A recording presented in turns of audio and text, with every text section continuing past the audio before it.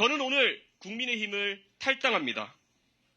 동시에 국민의힘에 제가 가지고 있는 모든 정치적 자산을 포기하겠습니다.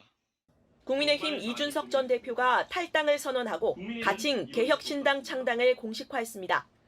이 전 대표는 극단 대립을 일삼는 정치권을 비판하면서 미래를 강조했습니다.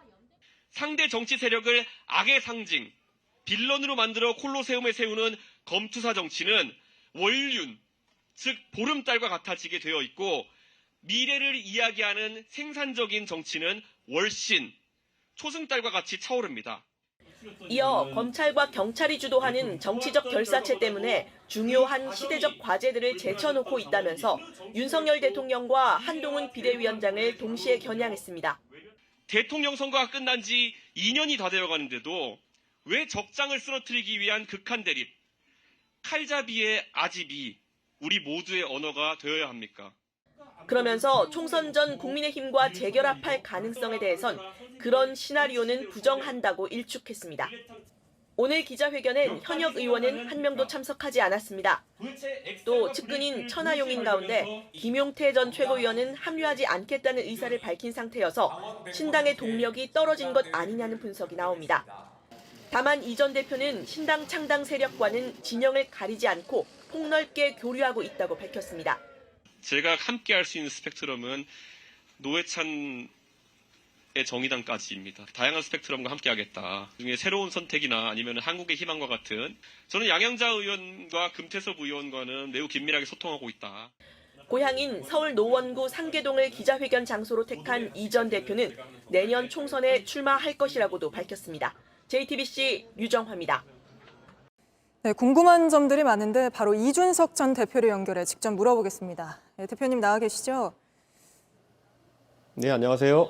네, 오늘 창당 선언을 했습니다. 누구랑 언제 창당을 하게 될지 궁금한데 금태섭, 양향자 의원과 긴밀히 소통 중이라고 하셨잖아요. 이분들과 함께 하게 될지 또 유승민 전 의원도 많이 언급되는데 같이 할 가능성이 얼마나 됩니까? 우선 첫 단계에서는 저와 지난 전당대회를 같이 치렀던 천하용인 멤버들 중에서 합류하는 멤버들과 같이 할 것 같고요. 그리고 또 우리가 보수 진영에서 개혁 보수의 이름을 달고 활동했던 사람들이 있습니다. 그 사람들이 우선 당을 이루는 데 있어가지고 가장 큰 동지적 관계로 먼저 시작할 것 같습니다. 예, 알겠습니다. 또 오늘 그 재벌집 막내 아들 대사 인용하시면서 몸집을 불리겠다 이렇게 말했는데 이낙연 전 대표, 그러니까 야권과도 연대할 가능성은 얼마나 됩니까? 제가 재벌집 막내 아들 대사에서 결국 새우가 고래 등에 터지지 않으려 그러면은 고래 싸움에 터지지 않으려 그러면은 결국에는 새우가 덩치를 어느 정도 키워야 된다라고 이야기했는데 저는 우선 첫째로는 제가 하는 신당의 어떤 덩치를 키우는 것이 우선이고요. 그 다음에는 또 연대 대상을 찾아가지고 넓히는 것이 중요하다 이렇게 생각하고요. 이낙연 대표 같은 경우에는 탈당의 결심이나 이런 게 아직 서지 않으신 것 같기 때문에 제가 먼저 접근하거나 이렇게 하기는 어렵고 고민의 과정이 끝나신다면은 당연히 대화를 해보겠습니다. 네, 알겠습니다. 오늘 80명 정도 후보를 내겠다 이렇게 하셨는데 어떤 지역을 중심으로 어떻게 낼 생각이십니까? 아무래도 지금 보수정당 출신으로 제가 나와 있기 때문에 보수 성향의 인재들이 많이 제 주변에 있고요. 그래서 특히 대구, 경북이나 영남 중심으로 후보들이 많이 몰려있는 상태입니다. 그리고 수도권에서도 당연히 신당에 대한 기대감을 가진 개혁보수 성향의 후보들이 많이 있다. 이렇게 말씀드리겠습니다.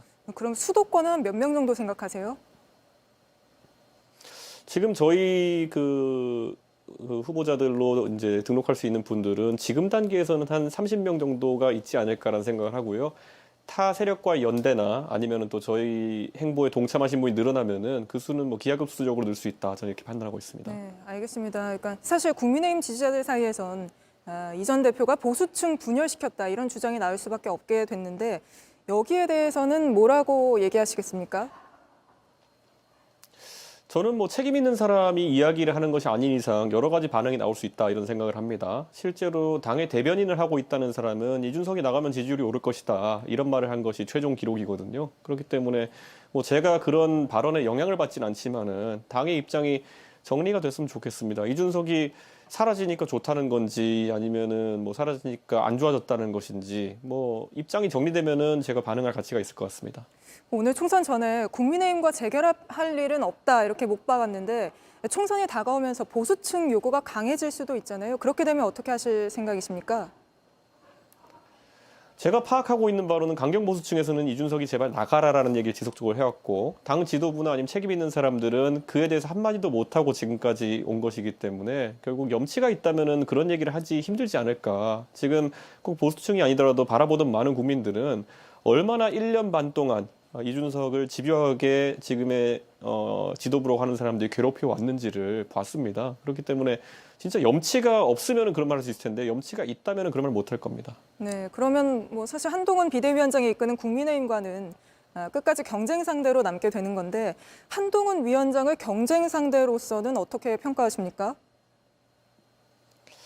제가 사실 한동훈 위원장의 어떤 발언들이나 아니면은 기자들과의 대화를 제가 뭐 텍스트로 전해받았는데 보니까 세대포 이론이나 이런 거를 부정하려고 하시는 모습 자체가 어쩌면 비대위원장이 지금 이준석을 경쟁 상대로 잘못 삼고 있는 거 아니냐, 또는 이준석의 모든 것을 부정해야지만 본인의 지위가 확고해진다고 생각하는 것이 아니냐, 이런 우려가 생기더라고요. 근데 제가 다시 한번 언급하자면은 한동훈 위원장이 차별화해야 될 대상은 바로 윤석열 대통령이고 그렇게 해야지 선거에 이길 수 있다. 지금 이준석과 차별화한다는 거는 과거의 승리의 기억과 차별화하는 것이거든요. 네, 한 위원장 얘기가 나왔으니 질문 드리는데 오늘 회견에서 칼잡이 아집이라는 비판을 했잖아요. 이것도 한 위원장에 대한 평가입니까? 저는 뭐 한동훈 위원장이 뭐 제가 칼잡이라고 통칭한 집단에 속해 있는지는 모르겠으나 그들을 다 대변하고 있지는 않다 이렇게 생각합니다. 한동훈 장관은 앞으로 보여줄 행보에 따라 평가받을 것이고요. 오히려 제가 칼잡이 아집이라고 표현한 부분은 오히려 대통령에 대한 평가에 가깝다 이렇게 볼 수 있을 것 같습니다. 네, 알겠습니다. 사실 어제 한동훈 위원장도 이준석 전 대표를 뭐 직접 거명하진 않았지만 정치는 게임과 다르다. 이런 말로 이준석 전 대표를 우회 비판했다는 해석이 많았는데요.